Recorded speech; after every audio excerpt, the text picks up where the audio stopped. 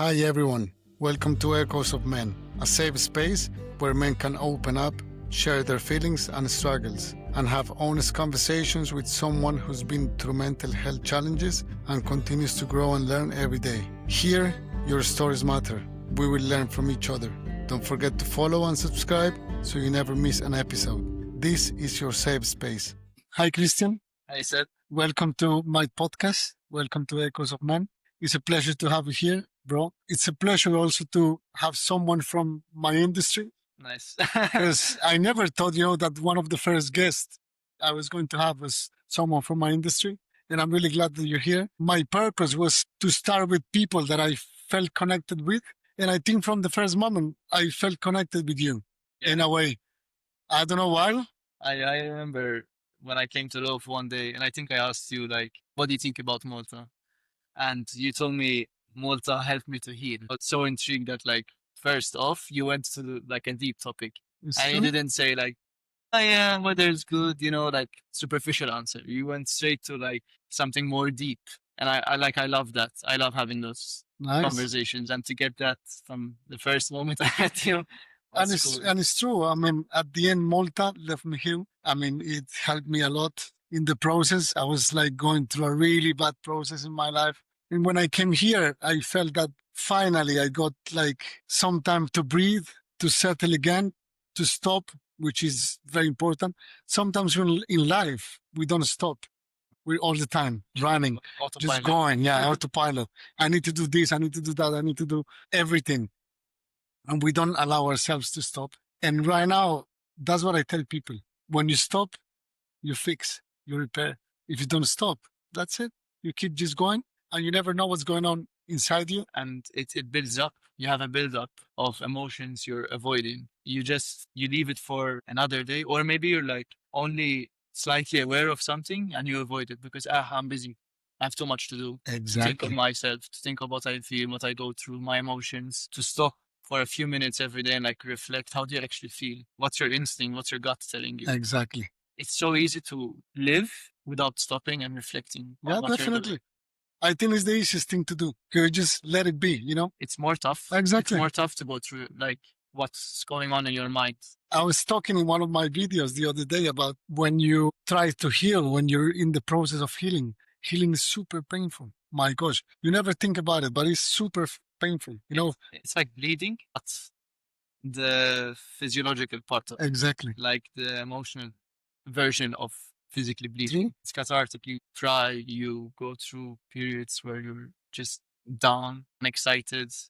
I mean, from experience, at least, I'm not speaking like facts or anything. It's just what Okay. I feel. And how do you deal, for example, with those moments where you feel Low. low or I'm not the best at dealing with it. I journal a lot. okay? So you write down. I write down what I feel. All right. My problem, my therapist told me, is I write down what I feel only in moments when I'm sad, when I'm down. So my journal is very pessimistic. Wow. So she's told me to not only focus on like the bad days, but you also need to write down when you have a good day, like the good moments in your life, what you appreciate, what you're grateful for. So since recently, I've started to also like practice gratitude, Wow. which is not easy because I'm someone who's always like, thinking of what's next. What else can I do? What else do I want to achieve? How can I perform better? How can I do better? If I do something, how do I best at it? I'm not good at seeing like what I have and being grateful for it. And it's something I'm trying to do. Even if I'm sitting down with a friend somewhere and having coffee or whatever I'm doing, going for a walk, just stop and be like, how nice is it that today I tell my friends it's November and we're out in the sun having coffee with like no real problems, only like luxury problems. Exactly. Like to stop and realize that you should be grateful for a lot. Definitely. I was talking with someone recently and I was telling her sometimes, or actually it's a quote from a Buddhist, this, what's the name of them? One of these monks, and he used to say, when you are like healthy, you have a lot of problems. When your body is okay and you're feeling good, you have thousands of problems. But then when you get sick, you have just one problem. And that's true, Makes sense. It humbles me every time I'm Definitely. sick. Like, wow, this is actually a It's- real problem. It's crazy. because I've been through that as well, and right now, for example, I'm healthy and I have a lot of problems. I worry about many things every day, but once I get sick, it's like, Only the one only thing problem is matters. myself, to be healthy, to be like again on my feet, And again, it's to be something else able. we take for granted, no? Like speaking personally, just the fact that I'm young, healthy, like not starving to death. I afford to go have a coffee at your place without worrying really. It's something like so obvious, which makes us take it for granted, you know? True, that's true. So, you told me that you're doing therapy, right? Yes. When did you start? Like 4 months ago. Wow. But I had been wanting to start for a while. Okay. I don't know why I never did. And what Honestly. what made you start like therapy? At this phase, I was just really unexcited about life. Like nothing, no plan, no idea, no travel destination. Nothing was exciting. I was like burnt out from life, from trying different things, from having so many different experiences. Like I want to say it's a luxury problem to have to be burnt out because you've had many experiences. But nothing was really exciting for me anymore. I had tried like I traveled, tried different career paths. Nothing was working out, and nothing was really getting me out of Wow. my head.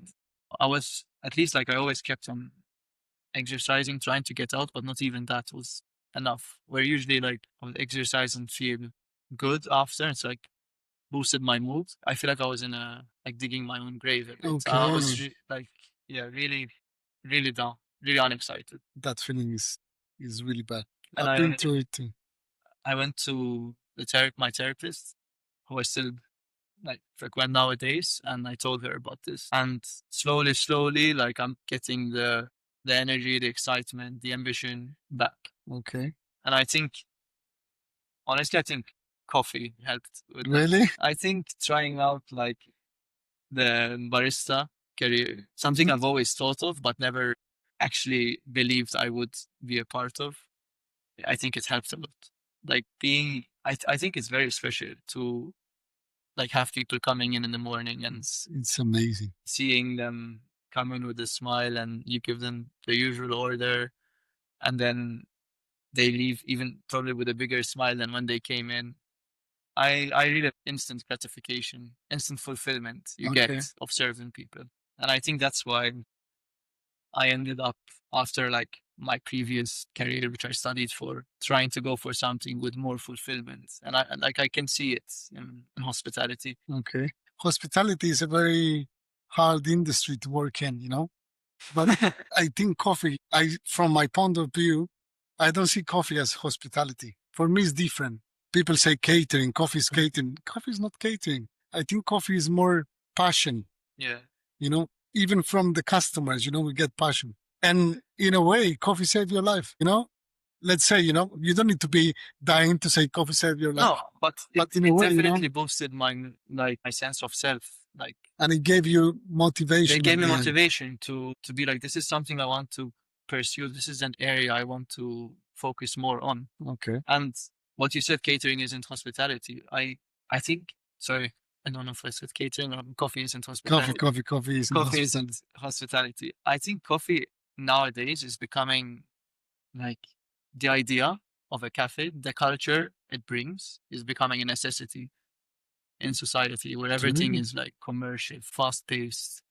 Nothing is personal anymore. We can get everything with a a touch on your phone. Everything is robots now, AI. Nothing is like personal. We've lost a sense of like, I don't know, even just being able to have a conversation with a stranger next to you. And I think this is what I love about the coffee industry is you go to a place alone and you're going to meet people who are open-minded, open to have a conversation with you. You're very likely going to be served by people who like want to be serving you. I know it's not in every case, Not 100%. definitely not, but I can see a trend of people like, I don't know, working this job or that job previously where money wasn't really an issue, but then being like, F it, I want to work with coffee. And then they do it out of like passion. They do it because they want to, not because it's, a lucrative career. I started like that, when I started my career in coffee. I mean, at first it was because of money, because I needed money and I had nothing else to do. But then the passion came in and coffee saved my life too. So you I'm would super agree grateful with with that coffee. Yeah. statement. Which stage of your life did coffee come in? I started 10 years ago, actually. It was a specialty coffee shop, but at that time it was just starting in London. So I used to work as a cleaner in London and I was studying English at the same time. And after 6 months, I say to myself, like, listen, I'm not going to work as a cleaner anymore. I'm going to find something. And a friend of mine had a friend and she was going to be the manager of a new coffee shop in London. So he told me, listen, she's looking for people. Do you want to work with her? And I told him, listen, the only thing I know about coffee is to drink. I don't know anything else. I mean, I come from a coffee producer country, but anyways, I didn't know anything about coffee. The coffee we consume is the shittiest coffee. I mean, they export all the good one The quality and that they they can keep make money from. exactly, and they keep the shitty one. So he told me, listen, doesn't matter, just go. You have a nice attitude. Just go and speak with her. So I went, I spoke with her. And from my attitude, she said, listen, I like how you are. You might be a good asset, for us. She gave me the first course of barista and I started from there. At the beginning, I used to struggle a lot because my English I still struggle a bit with English, but at that time it was horrible. I was super bad with English.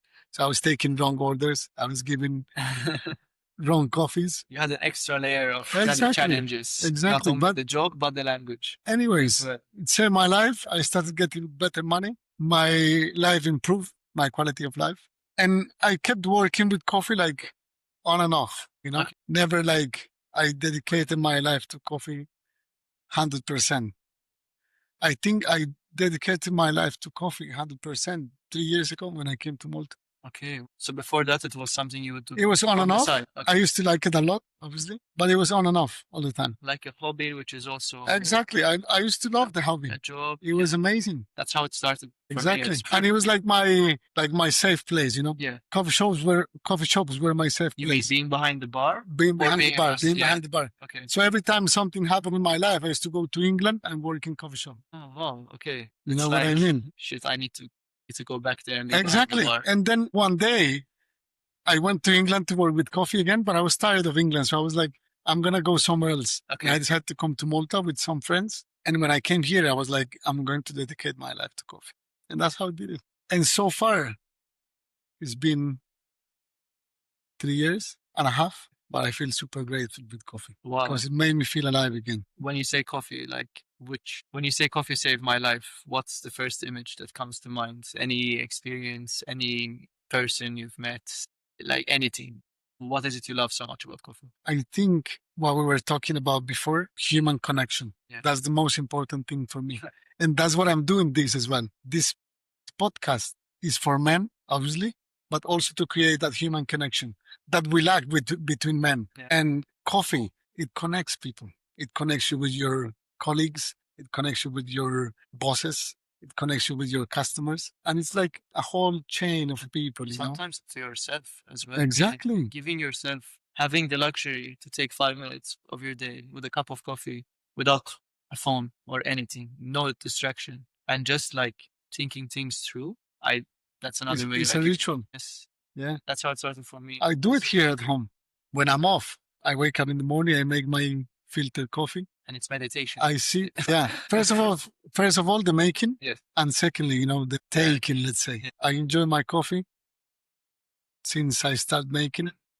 And it's a ritual, Sometimes I go to the balcony. I see the people working, people walking, whatever. And it's amazing how coffee connects you with yourself and with the others. I agree. It's like meditative. And I always tell people, coffee shops are like places for psychological therapy as well. I was 'Cause telling listen, my friend today, baristas are like doing psychologists as well. yeah, like part-time therapy jobs at the And, cafe and, and sometimes. free therapy. And free. Exactly. Just to buy If coffee. even sometimes. Exactly. That's it. Like with all respect to therapists, of course, but yeah, like if we ask you how you're doing and you tell us you have a bad day, we're probably gonna ask you why, Exactly. and you're What's gonna going start on?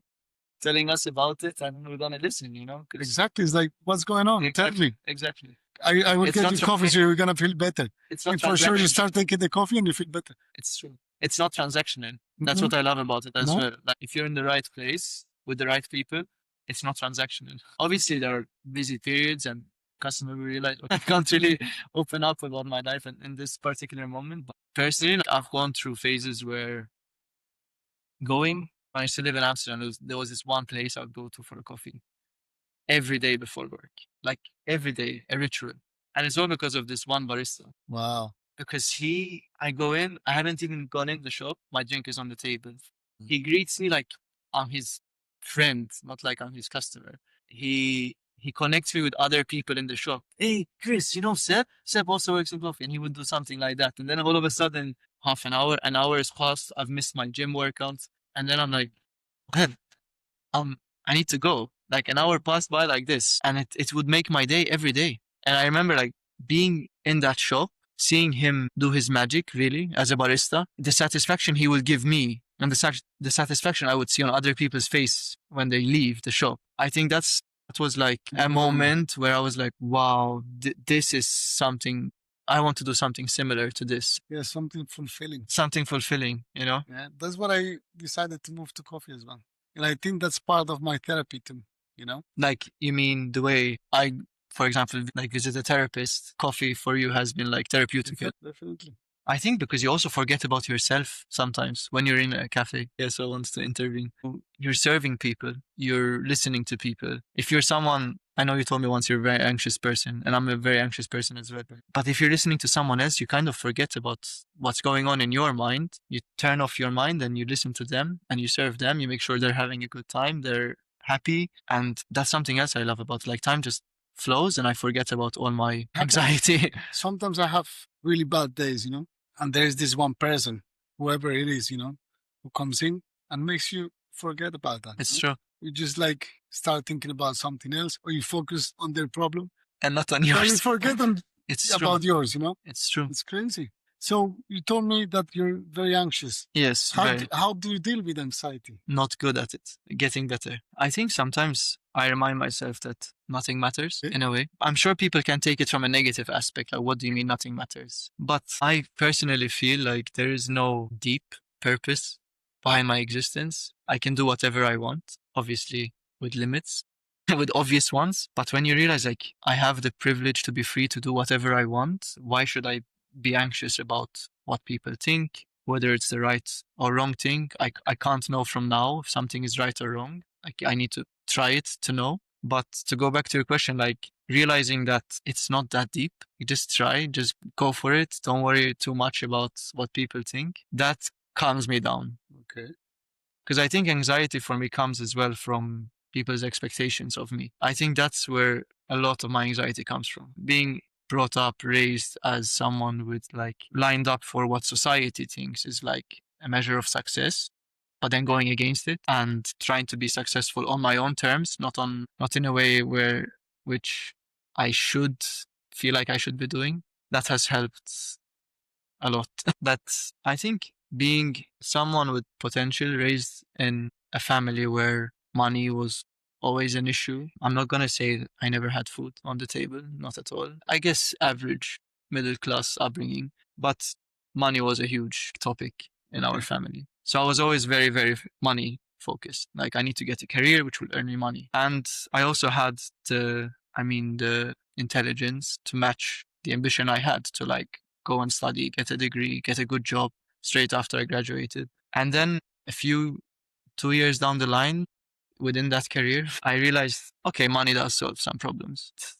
If you like, when I stopped and reflected on how my life would look like if I kept going with that career, I realized I was not going to be happy. I realized it wasn't what I wanted, you know, because I had everything lined up. I just had to do it. I just had to stick to the job, get a pay rise every year, probably get more stress every year as well about something I don't care about as well. Because I think stress is worth it if you genuinely care about it. If it's like healthy stress. I don't think stress is Not- healthy, not- no, but some sacrifice, I would say. Sacrifice Yeah, more than sacrifice. stress, you know? I just realized it wasn't for me. I didn't know what I wanted to do though. So I quit and then questions left, right, center from everyone, from family, from friends. Why? What are you doing? Why did you leave that behind? What are you going to do now? You're crazy. Oh, to this day, people think I'm crazy, you know, seeing me. I remember like so many times I'm behind the bar and people who I know of maybe we haven't spoken in years. They see me and they're like, "What are you doing here?" Oh, You know? gosh, I hate that question. And I mean, Malta is small as well. So it's very likely you're going to run into someone, you know? And I mean, it used to bother me a lot more, but I feel like going through it so many times has helped me not give a fuck. You know, you can think whatever you want, I don't care. but I don't care. Like, I'm learning how to not care. I can't say I'm perfect at it. I want to get better at it. And I also wanted, like, when you told me, do you want to be on the podcast? I was like, I should do this. I should speak up and not care about what That's what we're anyone here thinks, you for. know? Because I also feel like I have been the one who's seen or who's heard of a story from someone else and been like, and resonated with that. And it has allowed me to be like, okay, I'm not alone in feeling like this. So if I can, you know, be that person for someone And else inspire someone. and inspire someone, you know, I'm just an average person, but if the thoughts of this average person can inspire someone else, then why not? I really wish that this podcast, on this topic of mental health, goes really deep, especially here. Yeah, I think here we need it. it's a big taboo here Exactly. as well. It's a taboo in the Maltese people and also in the foreigners that come here. Because when I came here, for example, I've been through a healing process, but at the beginning I was like a bit scared, to open up with the people around. Yeah. At the end, I ended up doing it. Right now, it's still hard Of course. to open up in some cases or with some people, because obviously, as you said, we always expect, the other ones to like us, to say that, oh, that guy is nice. Oh, We I want like that guy. validation, no? Exactly. We We're constantly always want looking for validation. validation. That's the thing. And I've learned as well, not to expect validation from anyone more than from the people that is really around me, that really love me for who I am, and that really know me, because sometimes you expect validation from people who don't know you.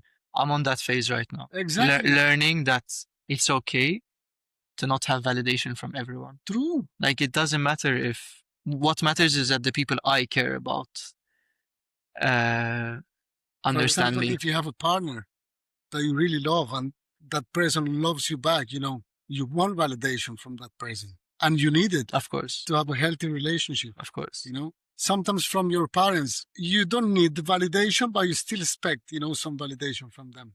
Because at the end, that's something that we need to learn as well as men, that they expect things that sometimes are not real for us. Yeah, I personally, with my parents, I have a really good relationship.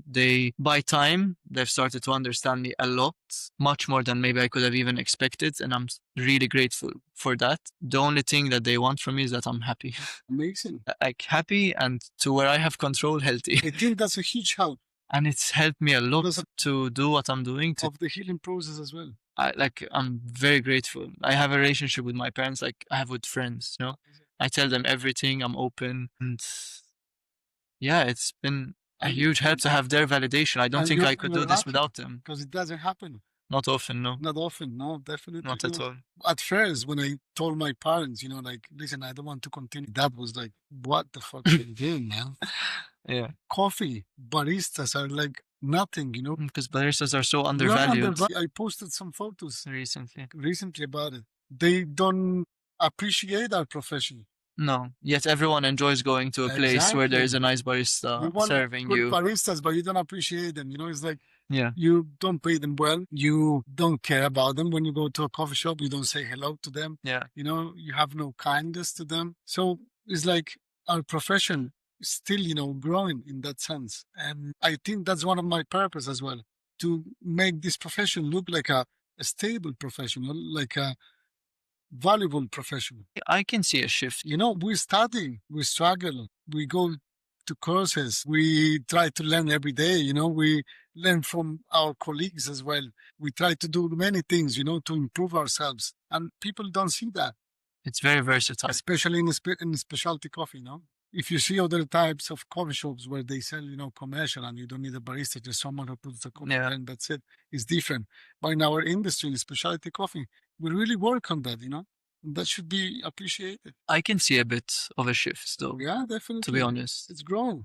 Like I'm young and I haven't been in specialty coffee for a long time. I think my interest started maybe 3 years ago, just as an interest, as a hobby. But I feel like people are starting to appreciate coffee itself as a product more.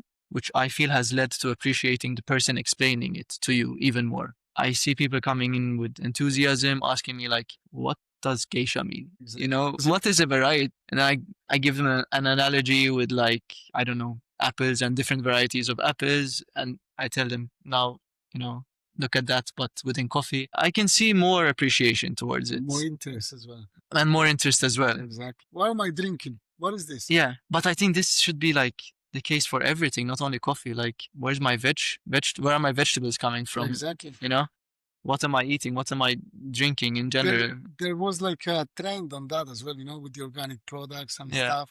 But I think it went to another side, you know, because they started like selling normal products as organic, and people, you know, they got a bit upset. And how do you know they're really organic? Yeah. So that's a big topic as well that we're gonna Yeah, talk about. I know, but I think the point here is like be mindful and Exactly. appreciate what you're having. We live in a world where everything is so easy to get, like vegetables. Sorry, we get fruit from tropical regions. We get vegetable from neighboring countries. We get everything from everywhere, and it's all in one plate, and we just take it for granted. No? You just eat it and we don't care.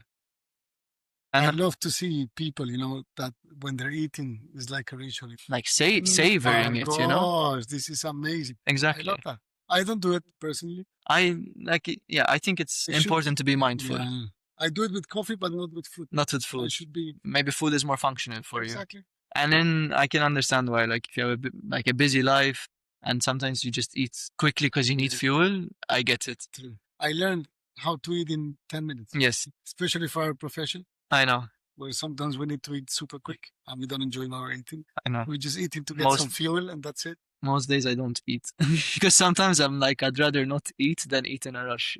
But then I struggle at the end of the You day. have to, I'm like, you know, no energy left, dying. Not eating affects your mental. Yes, of course, of course. You know, Uh, is there any other moment in your life where you have struggled, you know, with mental health, where you felt like in a cage and you couldn't say anything, or you were scared to open up, or I'm very open as a person. Always? I feel like I've always been, okay, honestly. So I can't say there's been many more moments because I have a good relationship with my male friends, for example, and I feel like we're all becoming aware of how important it is to like open up. Maybe I sometimes expect them to do the same with me and open up with me because I feel like they want to, but they can't. But to be honest, I know like the biggest struggle has been last year and a half where I stopped living on autopilot and started to become more conscious of what I want to do in life. And that's where I experienced the best, you know, ups in my life, but also the worst downs. Because when you switch, like when you give yourself time to think, you're going to have good thoughts, but you're also going to have like really dark ones. and your brain is always betraying you, you know, your brain is always telling you Survival the mode. worst. Yes. Survival mode. Like, how do I not end up there? What do I do, Exactly. you know? And you start overthinking and you imagine the worst scenarios in life. Exactly. And you say, no, if I do this, this is going to be bad. If I do that, that's going to be bad as well. And at the end, you're like, what shall I do if everything is bad? Or my biggest issue is trying to optimize everything. Like, Optimize, like in doing it faster?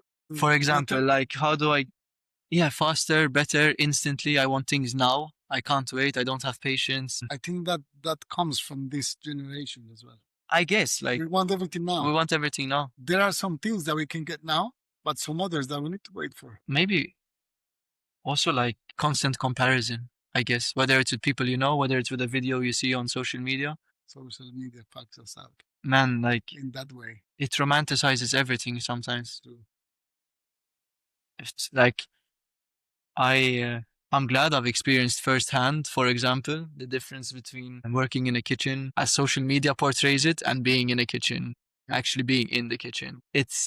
I don't like how it just portrays this image of something which is not true in most cases. And then you're watching this video and you're like, wow, imagine this was my life. And then you scroll to the next video, someone's living a completely different life. And you're like, maybe I should be doing this. And it's overwhelming. You know, it's overwhelming to have access to see so many different lifestyles, options. And we have the privilege to have options, to be honest. but too many options make But there's too many. There's too many. that's the problem. And I think that's where anxiety comes from as well. Exactly. because you, in your head, there's like a decision tree of if I do this, then maybe that, then that. And then there's another completely different branch. What if I do this and then that? And it's just constantly going And through at the that in end, your mind. And you it's, don't do anything. I don't do anything. You end up Stuck. just getting confused and Yes. getting stuck. The paralysis by analysis. Exactly. Crazy. I mean, I think social media, we need to take it responsible. I'm not the best example for it because I think I'm an addict. Okay. You know, I'm addicted to social media. Why? Because I'm most of the time scrolling, you know. I try to follow like meaningful accounts about mental health, self-development, coffee. Things which feel Anyways, productive. exactly. Even though they're productive, you're still addicted. For consumption, I feel. Exactly. Like allow yourself to think. Sometimes I'm eating and I'm not being conscious of what I'm eating Exactly. because I'm scrolling. Yeah. But the good thing is that we can talk about this. We can talk with other people about it and start being more conscious about it. You know, I was talking with a friend like 2 days ago and we were talking about that, you know, like let's be more conscious. Let's stop using the phone when we're eating, when we go out. And we're trying to do it, you know, step by step. And Having someone who's understands you and who's accountable for you to also do it helps. And it's nice, but it's also very hard. It is You hard. put the phone on the side, you're eating and you start getting anxious. I've tried to do like a detox of one day Wow. and it feels weird. You should try it. Weird. I don't think I can do it because of my work. I don't know. It feels like unreal, you know, like you've lost some kind of connection if you really do it seriously. No, But it felt so good. I cannot explain how good it felt to I think disconnect. I did it at some point, like 4 years ago, when I was going through a really bad heartbreak. And I remember that it felt good, but it was as well, Tough. yeah, tough, especially because it used to cause me like a lot of anxiety. Because you constantly. Yeah, exactly. I want to see what's going on. Sometimes someone even texted me, if someone yeah. say something, or you know, you start imagining things as well. Like imagine if someone dies and they imagine if there's an cannot emergency. pick up. I know. Imagine if there's an emergency and I don't pick up. It's tough. So I was overthinking, you know, about that. It's really tough. But right now, I don't think I can do it because of my work. My job, you know, is very demanding in terms of that. You know, you need to be connected all the time. Okay. Because it's like something happens. Exactly. If something happens now, we need to fix it now. Yeah. So I have that anxiety as well from my job. I think many people, I think can relate to this. And that annoys me sometimes. But I know that my responsibility comes from the phone. Yeah. I need to be connected. Yeah. I think many people can relate to this. Sometimes people say, no, that's an excuse. But it's not.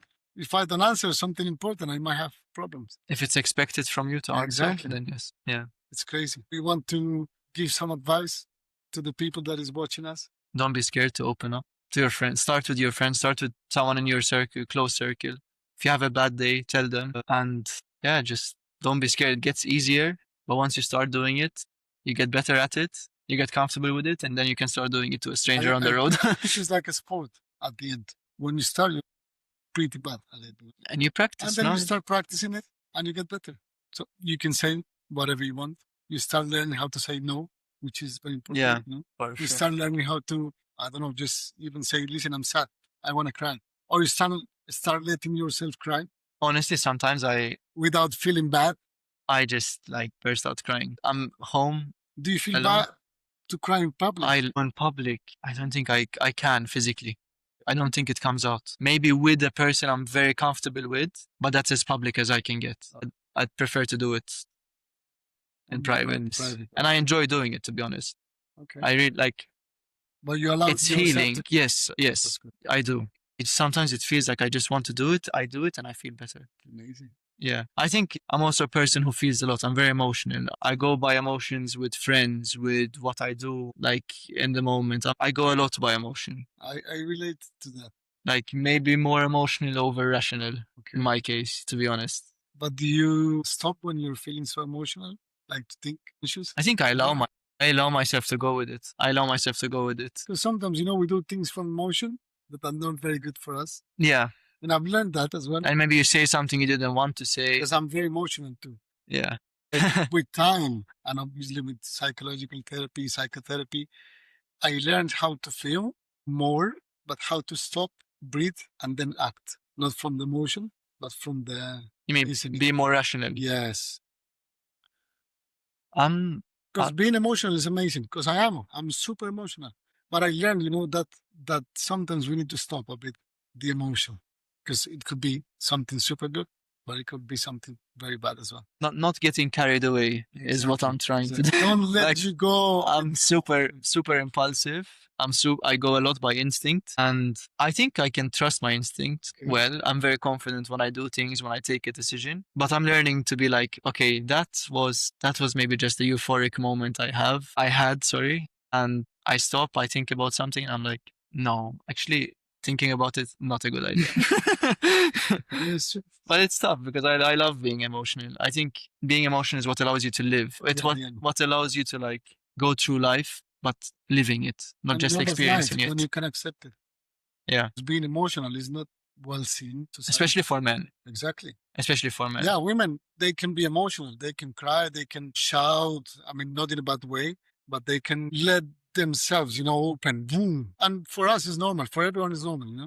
But when you see a man crying, it's like, what the fuck is going on? Why is he crying? Yeah. Not How in weak my he case, is? but in society in general. No, I agree. I agree. It's seen as very weak of someone. Exactly. Like even me telling people I do therapy, I don't always get the reaction like, "Oh wow, brave of you." Brave. Meaning, like, I feel like it's brave when people tell me they go to, like, Yeah. when men tell me they go to They therapy, go I'm to, like, yeah, of course. I, not because I do it, but I used to admire it a I lot. feel proud and glad of Yeah. goes Like to wow, therapy. you're so aware of what you're feeling that you actually decided to go to a therapist, Exactly. even though it's seen as such a taboo.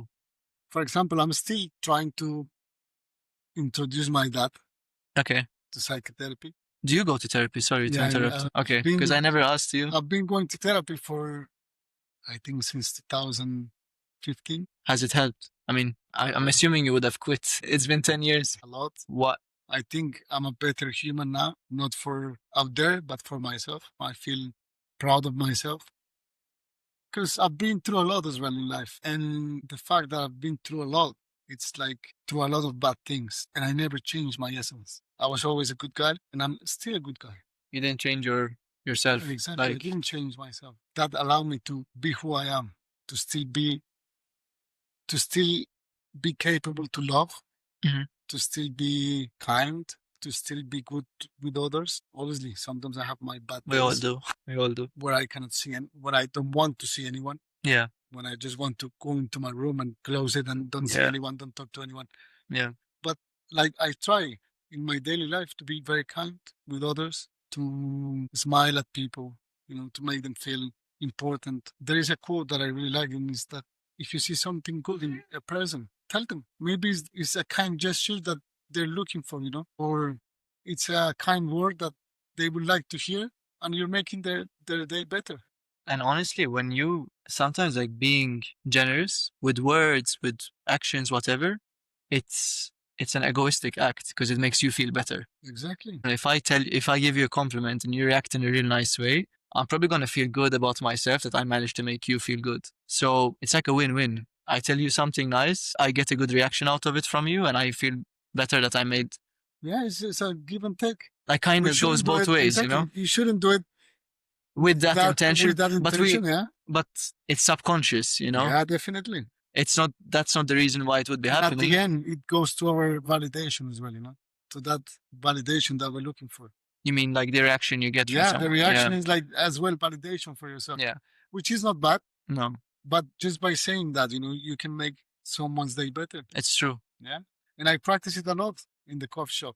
When someone comes, I don't know, with nice glasses, hey, nice These glasses, glasses. and they're like, oh, thank you. And I get the same from people sometimes. I used to wear contact lenses, and I started using my glasses again recently. And the first days, I started having a lot of compliments about my glasses. And bro, it made me feel amazing. Really. So when you get it from someone else and you feel that way, it's when you realize that when you do it, how people feel. You realize the power you can have on Exactly, that- someone by a The simple. power of a word, Yeah, in a good or in a bad way, it's huge. means a lot. I agree on saying. I think love is the answer. Love through many different forms. Your act of love is cooking for someone, whether it's like through nice compliments, nice gestures, serving I them, think whatever. conscious love. Sometimes people call love with a different. No, I mean meaning. Conscious love. it's vague, but I mean this like Kindness, love. What else? Yeah, being. I don't know what other. How can I call it? Kind is love. Help me with words. Yeah, I think at the end is love. Yeah, it is love. I don't know how to describe it, All but the words come from it's love. Like, yeah. yeah, Being open, being grateful with the people that you have around, with your job. It makes you be kind as well. honestly, yeah. Yeah. And see like the potential that you have. Be more mindful. And we all have potential, but we're not aware of that. No, And sometimes we don't believe in ourselves. We could be amazing at something, but we tell ourselves, no, no, no, I'm not good enough. I still need to be better. And all the time, I need to be better. I need to be better. and then we forget Exactly. about what we have. And we never feel good, good enough. Why do you go to therapy? Pete told me that I need tools, Okay. To get through life.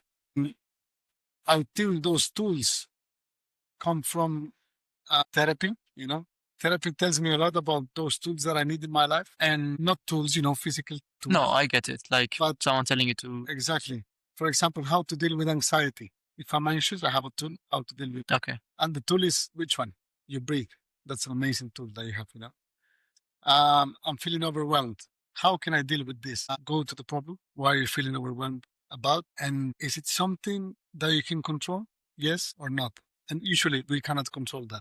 So boom, I stop feeling overwhelmed, So therapy has given me a lot of tools to deal with my mental health, with my daily problems. And I think that's why I go to therapy, to be able to understand myself better. I think that And sums up. to be able to understand what I'm feeling and what I've been going through. I started to understand myself better. Exactly. If I were to give like one short answer, to have someone who helps me go through everything that goes on in my mind, to have someone who maybe challenges points I have, ideas I have with good questions. Yeah, it's been helping me a lot, to be honest. Amazing. That's, I think, the most important thing about therapy. And everyone should go to therapy. Everyone. Good or like Yeah. whether it's good or bad, everyone go to therapy. I think it's healthy. Like you're not Exactly. You're not gonna lose anything. There's only things to Just gain. I think we all have understand things. yourself Yeah. better. Sometimes we're feeling things that we don't know what's going on inside us, And through therapy, we learn what's going on. I We agree. learn what can we do about it, And that's it.